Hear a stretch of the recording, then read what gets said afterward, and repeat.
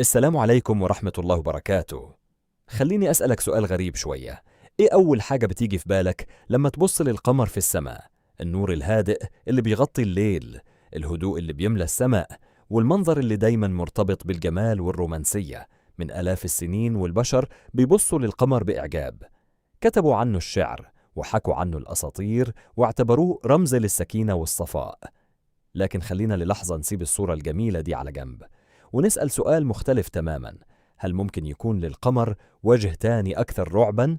هل ممكن الجرم السماوي الهادئ اللي بنشوفه كل ليلة يتحول في يوم من الأيام إلى سبب في نهاية الحياة على الأرض؟ تخيل معايا السيناريو ده. تخيل إنك صحيت في ليلة عادية، بصيت للسماء، لكن القمر اختفى تماما.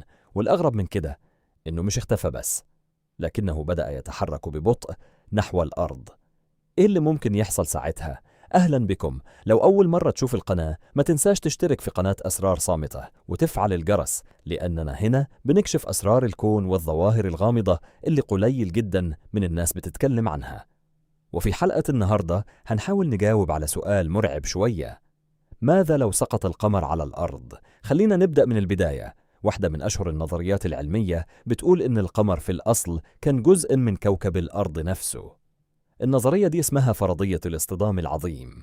الفكرة ببساطة إن من حوالي 4.5 مليار سنة اصطدم كوكب الأرض بجسم فضائي ضخم جدا بحجم كوكب تقريبا. الاصطدام ده كان عنيف لدرجة إنه اقتطع جزء هائل من كوكب الأرض. الجزء ده تحول إلى صخور منصهرة اندفعت في الفضاء وبدأت تدور حول الأرض.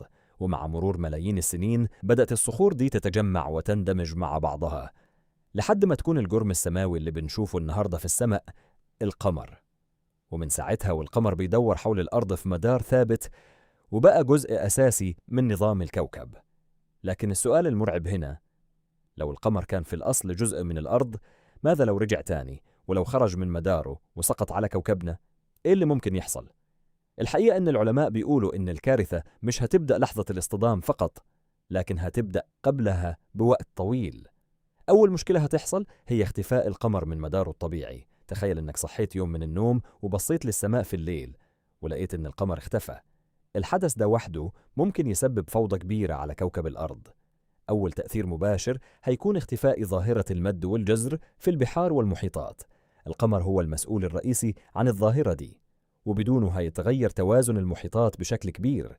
لكن التأثير الأخطر إن القمر بيساعد الأرض تحافظ على استقرار محور دورانها، ولو اختفى القمر ممكن يبدأ محور الأرض يهتز ويتغير، وده معناه اضطراب كبير في الفصول الأربعة وتغيرات مناخية غير متوقعة. لكن ده لسه مش كل شيء. القمر كمان بيؤثر بجاذبيته على سرعة دوران الأرض.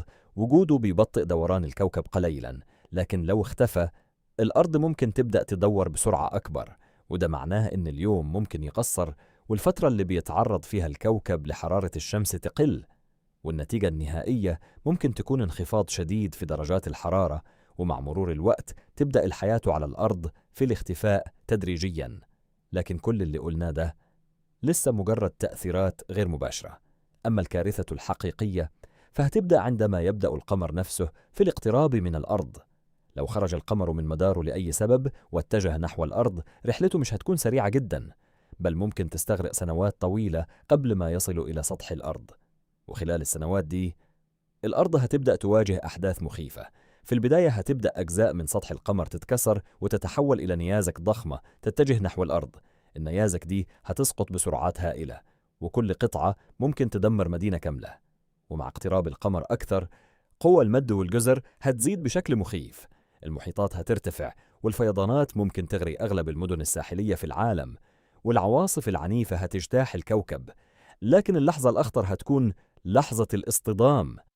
لو اصطدم القمر بالأرض فالطاقة الناتجة عن الاصطدام هتكون هائلة بشكل لا يمكن تخيله. بعض العلماء بيقدروا أن قوة الانفجار ممكن تعادل ملايين القنابل النووية في لحظة واحدة. الحرارة الناتجة عن الاصطدام ممكن تحول سطح الأرض إلى محيط من النار. المدن، الجبال، المحيطات، كل شيء ممكن يتدمر في لحظات.